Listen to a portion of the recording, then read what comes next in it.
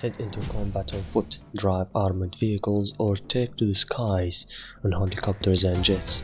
ArmA 3 moves you into a world of tactical opportunities, featuring a wide variety of single and multiplayer content, over 20 vehicles and 40 weapons, and limitless opportunities for content creation.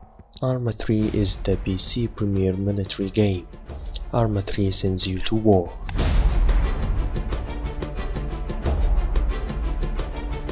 This is ArmA 3 in a nutshell, a frustrating, glorious military simulator where a single bullet can be your end, and where a careful play is rewarded with a great sense of satisfaction. If you've ever made a mistake of describing Battlefield as a realistic shooter, then ArmA 3 will be an eye-opener, a game that requires patience, brain power and steady aim to succeed.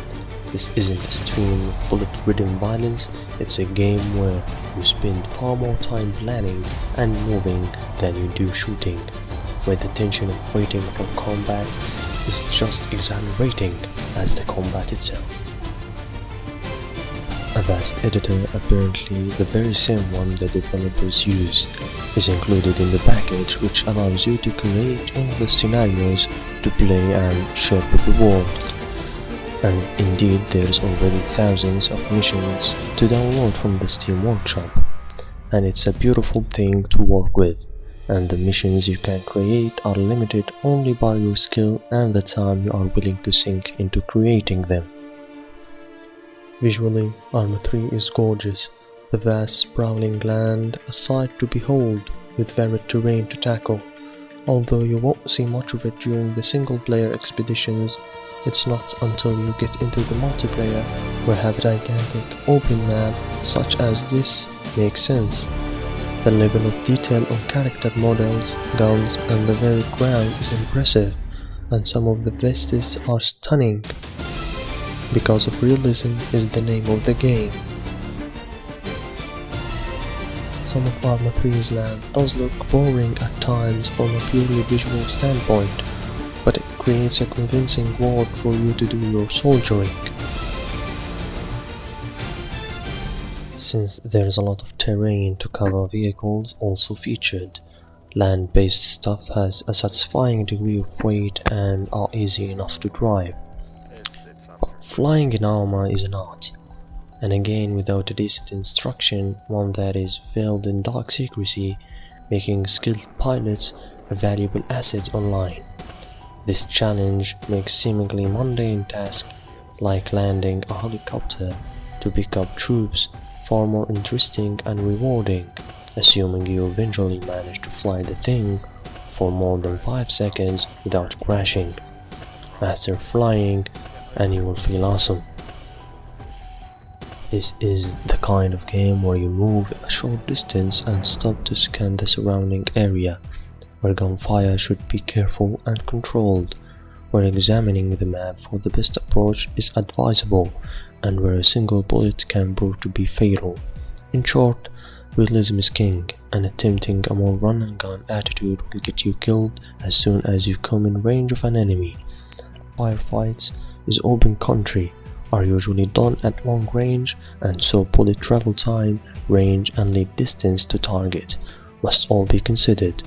A battle against just a few enemies can take several minutes as you trade shots, and if ever sprinted too much, you will find it much harder to aim, though crouching or going prone can help you negate that, as bullets whiz by the tension mounts, because the knowledge that you just stray bullet can cause a damage beyond repair or kill you outright is burned into your brain.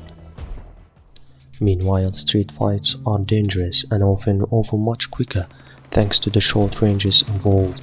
They are short and sweet bursts of intensity, to a prolonged fight where you attempt to outmaneuver the enemy by cutting through buildings provides yet another kind of joy.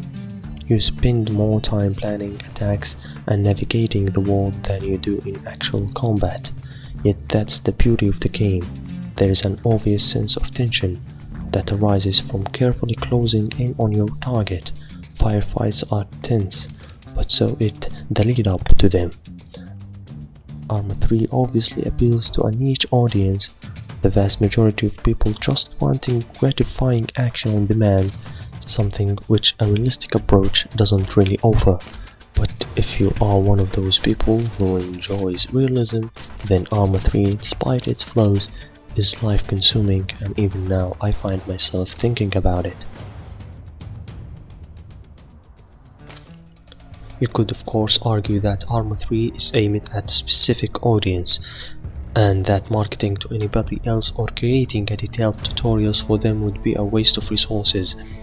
I would agree with that to a certain extent, because I have seen far too many gamers market themselves to gamers who just don't care. But in the case of ArmA 3, I cannot help but think there's plenty of people out there who would be willing to play it and fall completely in love with it, if it just wasn't so intent on pushing them away, a preserved island, and thus I came to love. I do totally recommend it, because I am completely and hopelessly in love with it.